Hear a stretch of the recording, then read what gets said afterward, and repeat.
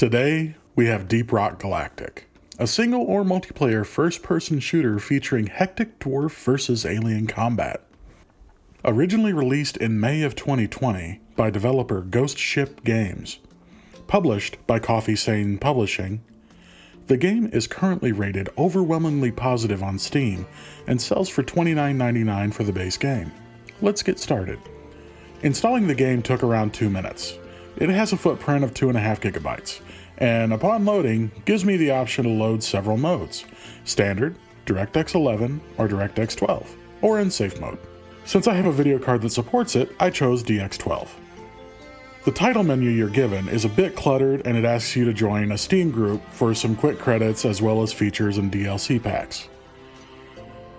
DLC isn't always a bad thing, but I did notice this game has a lot of DLC. More on that later. There is no soundtrack, just a scanning view of a backdrop and a continue button. You start out the game with a tutorial mission to mine some minerals in a deep dark cave, throwing flares in order to see finding gold and other minerals in order to complete the mission. Once you traverse far enough through the complicated dirt and crystal cave, you'll be attacked by a horde of gnashing spider aliens called Praetorians. Arachnophobia level 5 coming. The first wave is enough to set the tone of the battle. You're surrounded all by your lonesome with just your guns and pick to get you through. If you're like me and don't read your miner's manual, you will have no idea that you're supposed to be mining every red crystal you see instead of running out of ammo like I did. This one did get my heart pumping with the action when there was action. The gameplay is designed to be played as a group. As solo play, I can see it being frustrating and even boring at times. Once I got into a team of players, I found myself actually having quite a bit of fun, instead of just watching myself play. There is a strategy to the game. It's not very nuanced, but it is very much packed with fun. Since you're set in a procedurally generated voxel-style environment, no two missions will ever really be the same. As for the DLC, most of it is cosmetic, but there is a lot of it. If you were to buy all of it while it's full price, you can expect to pay over $80. This is over double the cost of the base game. Now, I'm not saying that DLC is a bad thing, it's not. And if you want the nifty, shiny suits and guns that are purely cosmetic, absolutely buy the ones that you want. But I do not see the worth in buying all of them just to have all the things unless you're actually playing this game constantly or as part of a streaming group where you can offset the cost via fans giving you the money to buy them. Let's get on to the ratings. Gameplay, 3.5 gems.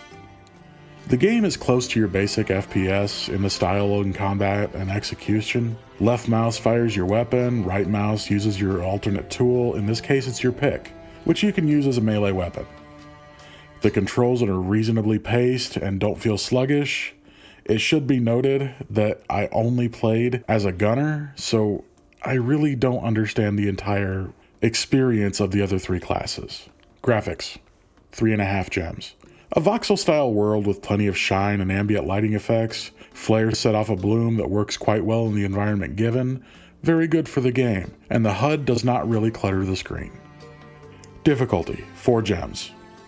The game feels like you're getting Zerg rushed at times, giving you a lot of challenge, and with there being several types of enemy encounters at the same time, each with a different weak spot, this can get even more challenging for new players. While the danger factor doesn't really ramp up fast, new players can be expected to get good when playing with more experienced players. Soundtrack, 3 gems. The soundtrack is ambient, stays out of your way, and lends to a 90s monster movie vibe, since that's what you feel like you're facing. It sets a tone well, not bad, no strong feelings either way. Immersion, 3.5 gems.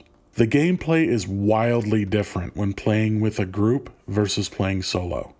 Even with a pickup team, you find yourself playing differently than you would if you were solo. So, if you have enough friends to round out a group who own the game, you will have an amazing time. Overall ranking, 3.5 gems. The game is best played with friends. Solo play works for a time, but I found myself bored with it quickly. There's a lot to do, but without people, the game just feels empty, and it's just not for me.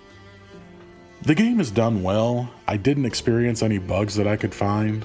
There were a few hiccups when I was playing with a team, but I attribute that to server lag more than I do the game itself, as I really didn't experience hiccuping while I was playing solo. The weapons in the game that I was able to play with did take some time to get used to and weren't the most intuitive, but once I figured out the patterns, I had a decent time of it.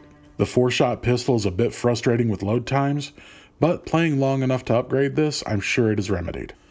Since the game is somewhat roguelike, where you get better options the more you play, I can say in the hour I did play that I had a decent time. A far better time playing with people than I did solo, but I also enjoyed just running around the base ship and experiencing the hidden corners and everything like that. Even the kick the barrel minigame was enjoyable, though I'm not sure what I was doing it for other than to just get a score up. Maybe there's an achievement for it and for most in a row or something. I'm sure I'll find that out later. I will definitely be keeping this game around to play with friends at some point. So, should you spend the $29.99 to buy this game? If you want to, go for it. It's a good play with friends style of game. So if you're able to on a decent schedule, sure, pay full price, but don't feel bad about getting it on sale either. What I will say is spending $80+ on DLC is probably not the best use of your money. Definitely wait until the DLC is on sale before you go and pick that up.